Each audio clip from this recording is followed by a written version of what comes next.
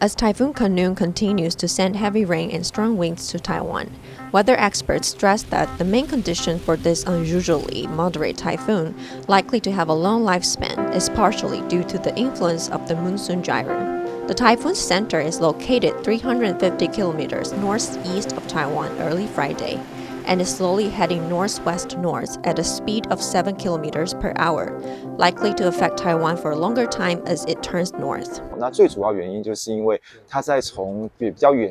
Khanun has a long lifespan, mainly because the environment was suitable for its growth during the process of approaching the Ryukyu Islands from the distant ocean, and it apparently slowed down after getting closer to the islands.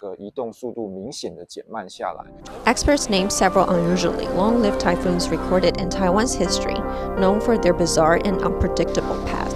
One of them was Typhoon Wayne in 1986, which hammered Taiwan for around 20 days after changing its path 3 times, due to influences of multiple high pressures and frontal surfaces, causing 68 deaths, 19 missing, and 442 injured.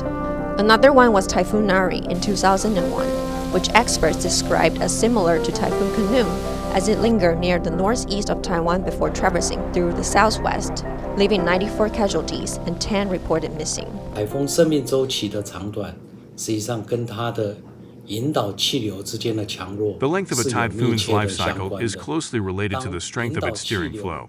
When the steering flow is weak or unidentifiable, the typhoon tends to move slower, spin around, or stay in place. 甚至于会打转或者在原地呢不动滞留。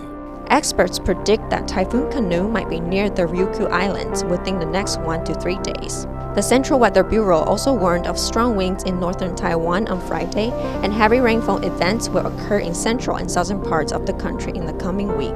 蒋志伟、钟一伦、Isabel Wang, TVBS World Taiwan.